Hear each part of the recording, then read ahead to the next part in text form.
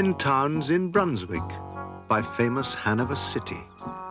The river Weser, deep and wide, washes its wall on the southern side, a pleasanter spot you never spied.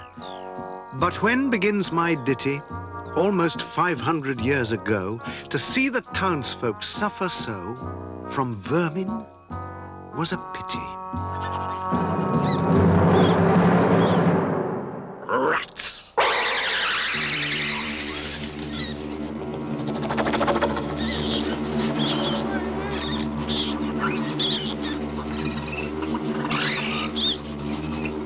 They fought the dogs and killed the cats and bit the babies in the cradles and ate the cheeses out of the vats and licked the soup from the cook's own ladles, split open the kegs of salted sprats, made nests inside men's Sunday hats, and even spoiled the women's chats by droning their speaking with shrieking and squeaking in 50 different shops and flats.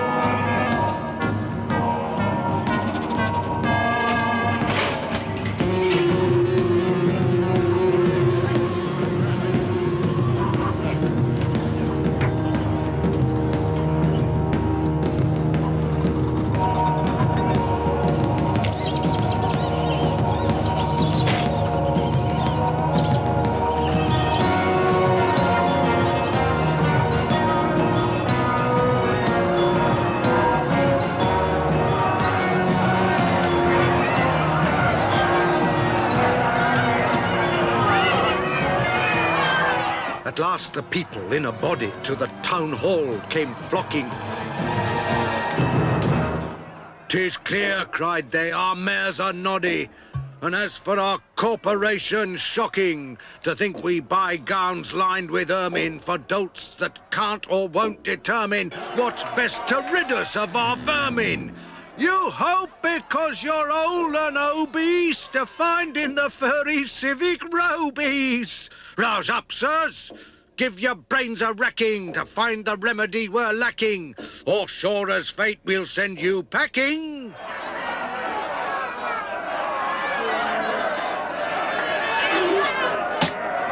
At this the mayor and corporation quaked with a mighty consternation.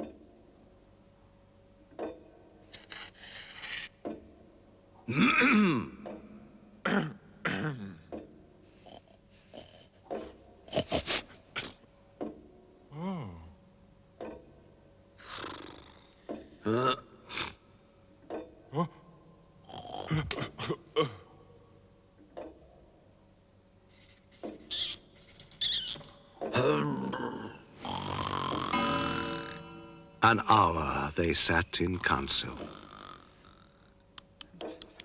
At length, the mayor broke silence. For a guilder I'd my ermine gown sell.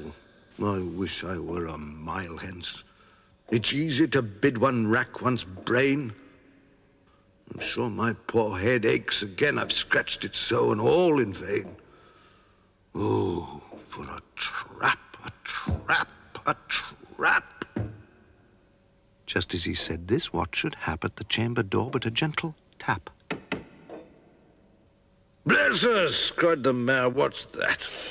With the corporation as he sat, looking little, though wondrous fat, nor brighter was his eye, nor moister than a too long opened oyster, save when at noon his paunch grew mutinous for a plate of turtle, green and glutinous.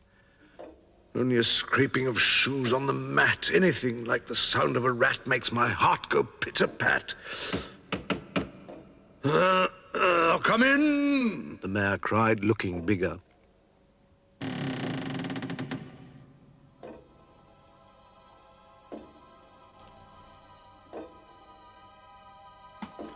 And in did come the strangest figure.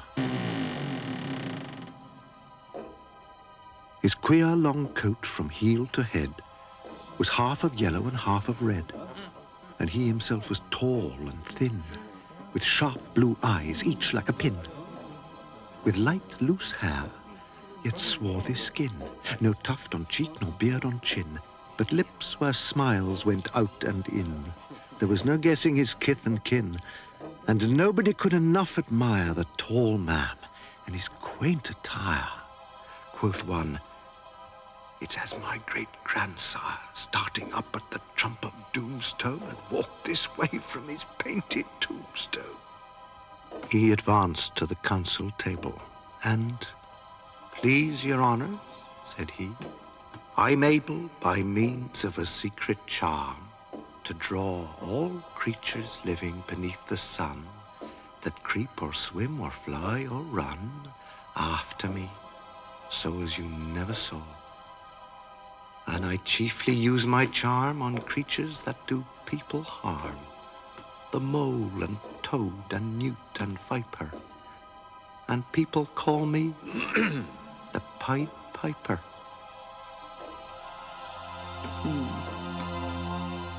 And here they noticed round his neck a scarf of red and yellow stripe to match with his coat of the selfsame check. And at the scarf's end hung a pipe. And his fingers, they noticed, were ever straying, as if impatient to be playing upon this pipe, as low it dangled over his vesture so old-fangled. Yet, said he, poor piper as I am, in Tartary I freed the cham last June from his huge swarms of gnats. I eased in Asia the nizam of a monstrous brood of vampire bats. And as for what your brain bewilders, if I can rid your town of rats, will you give me 1,000 guilders? 50,000 was the exclamation of the astonished mayor and corporation.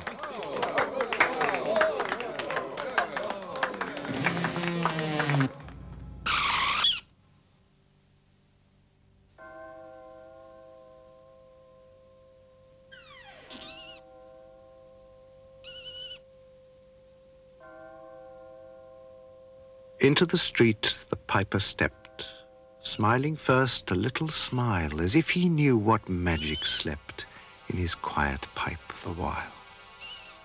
Then, like a musical adept, to blow the pipe his lips he wrinkled, and green and blue his sharp eyes twinkled, like a candle flame where salt is sprinkled. And ere 3 shrill notes the pipe uttered,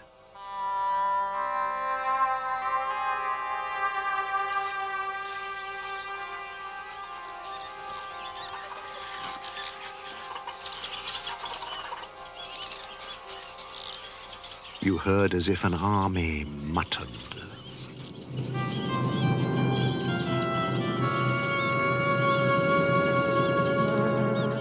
The muttering grew to a grumbling, and the grumbling grew to a mighty rumbling, and out of the houses the rats came tumbling.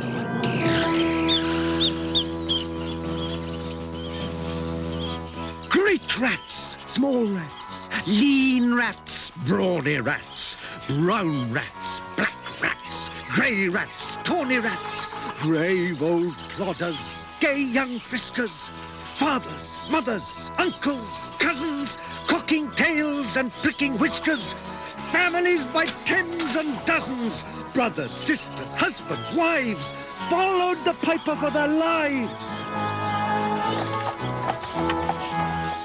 From street to street he piped advancing, and step for step they followed dancing.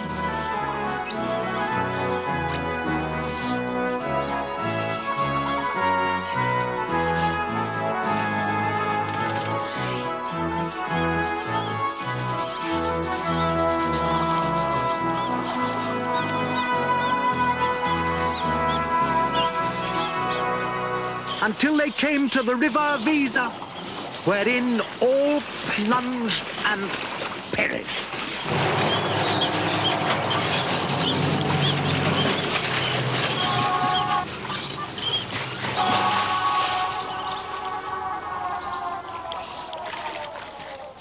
Save one who, stout as Julius Caesar, swam across and lived to carry, as he, the manuscript he cherished, to Ratland home his commentary.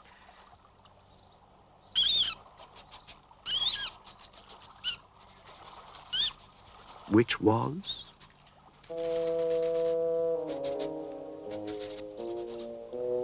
At the first shrill notes of the pipe, I heard a sound as of scraping tripe, and putting apples wondrous ripe into a cider press's gripe, and a moving away of pickled tub boards, and a leaving a jar of conserve cupboards, and a drawing the corks of train oil flasks, and a breaking the hoops of butter casks. And it seemed as if a voice, sweeter far than by harp or by psaltery, is breathed, called out, "Oh, rats, rejoice! The world is grown to one vast dry saltery. So munch on, crunch on, take your nunch on, breakfast, supper, dinner, luncheon." And just as a bulky sugar puncheon already staved like a great sun shone, glorious scarce an inch before me, just as methought it said, "Come, bore me," I found the Weser rolling o'er me.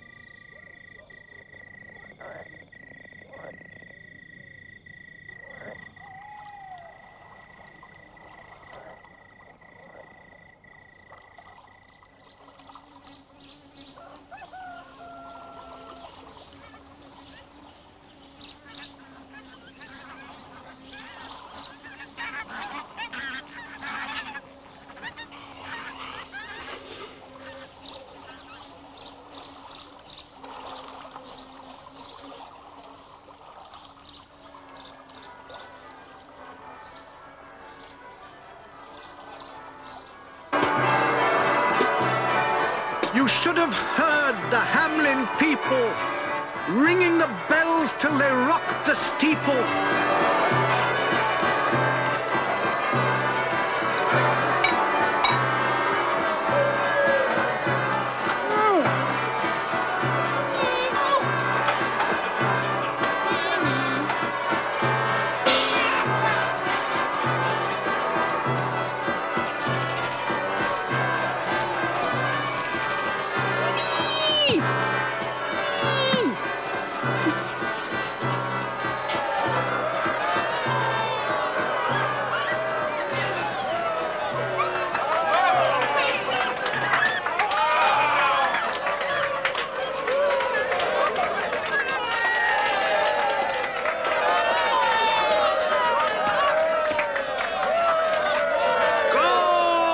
cried the mayor, and get long poles, poke out the nests, and block up the holes.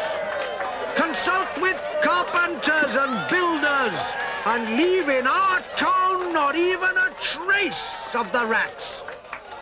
Then suddenly up the face of the piper perked in the marketplace with a, "First, if you please, my 1,000 guilders." 1,000 guilders. The mayor looked blue. So did the corporation, too. For council dinners made rare havoc with claret, moselle, vin de grave, hock. And half the money would replenish their cellar's biggest butt with Rhenish. To pay this sum to a wandering fellow with a gypsy coat of red and yellow. Beside, quoth the mayor with a knowing wink, our business was done at the river's brink. We saw with our eyes the vermin sink, and what's dead can't come to life, I think. So, friend, we're not the folks to shrink from the duty of giving you something for drink, and a matter of money to put in your poke. But as for the guilders, what we spoke of them, as you very well know, was in joke. Beside, our losses have made us thrifty. 1,000 guilders. Come. Take 50. The piper's face fell, and he cried, "No trifling. I can't wait. Beside, I've promised to visit by dinner time Baghdad and accept the prime of the head cook's pottage, all he's rich in. For having left in the caliph's kitchen of a nest of scorpions no survivor, with him I proved no bargain driver. With you, don't think I'll bait a stiver. And folks who put me in a passion may find me pipe after another fashion." How? cried the mayor. D'you think I brook being worse treated than a cook? Insulted by a lazy ribald with idle pipe and vesture piebald? You threaten us, fellow? Do your worst. Blow your pipe there till you burst.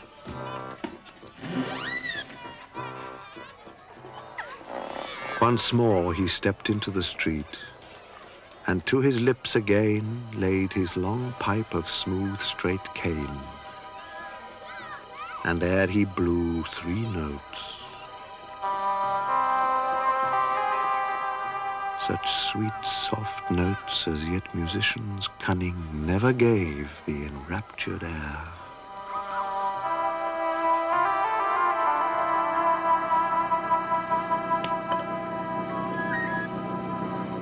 There was a rustling that seemed like a bustling of merry crowds jostling and pitching and hustling.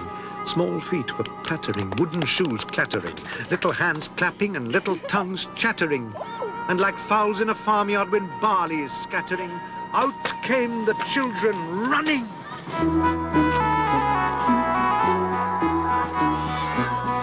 All the little boys and girls with rosy cheeks and flaxen curls and sparkling eyes and teeth like pearls, tripping and skipping, ran merrily after the wonderful music with shouting and laughter.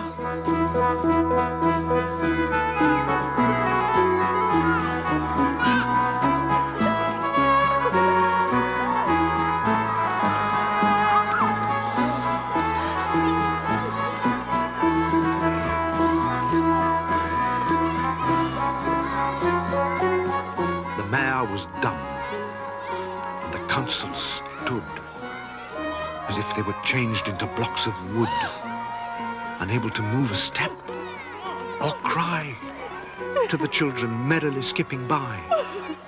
Could only follow with the eye that joyous crowd at the piper's back. But how the mayor was on the rack and the wretched council's bosoms beat as the piper turned from the high street to where the Weser rolled its waters right in the way of their sons and daughters. However, he turned from south to west, and to Koppelberg Hill his steps addressed, and after him the children pressed. Great was the joy in every breast. He never can cross that mighty top. He's forced to let the piping drop, and we shall see our children stop. When lo, as they reached the mountainside, a wondrous portal opened wide, as if a cavern was suddenly hollowed. And the piper advanced, and the children followed.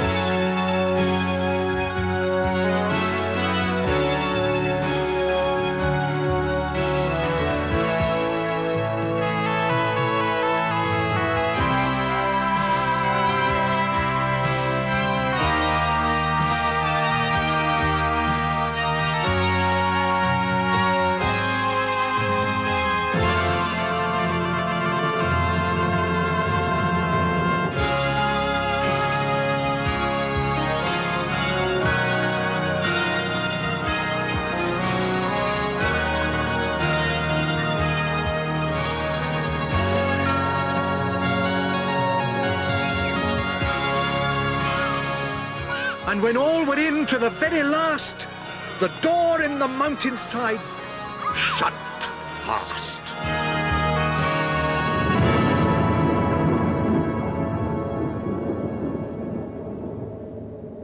Did I say all? No, one was lame and could not dance the whole of the way. And in after years, if you would blame his sadness, he was used to say, "It's dull in our town since my playmates left. I can't forget that I'm bereft of all the pleasant sights they see, which the piper also promised me. For he led us, he said, to a joyous land, joining the town, and just at hand, where waters gushed and fruit trees grew and flowers put forth a fairer hue, and everything was strange and new. The sparrows were brighter than peacocks here, and their dogs outran our fallow deer. And honeybees had lost their stings, and horses were born with eagles' wings. And just as I became assured my lame foot would be speedily cured, the music stopped, and I stood still, and found myself outside the hill, left alone against my will, to go now limping as before, and never hear of that country more. Alas, alas for Hamlin. There came into many a burgher's pate a text which says that heaven's gate opes to the rich at as easy rate as the needle's eye takes a camel in.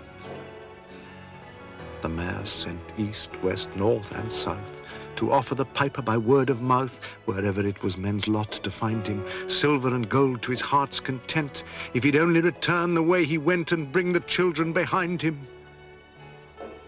But when they saw 'twas a lost endeavor, and piper and dancers were gone forever, they made a decree that lawyers never should think their records dated duly, if after the day of the month and year these words did not as well appear.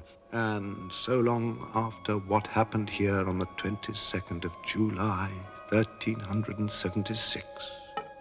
And the better in memory to fix the place of the children's last retreat, they called it the Pied Piper's Street, where anyone playing on pipe or tabor was sure for the future to lose his labor, nor suffered they hostelry or tavern to shock with mirth a street so solemn. But opposite the place of the cavern, they wrote the story on a column, and on the great church window painted the same.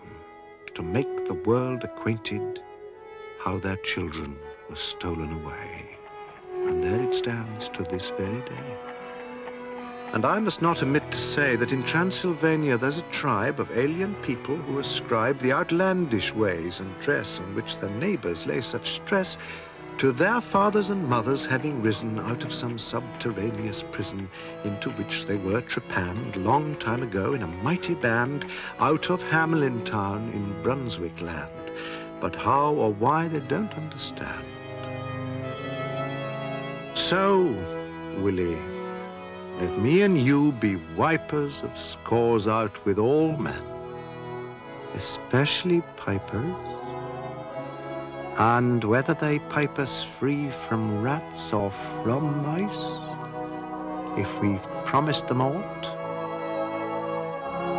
let us keep our promise.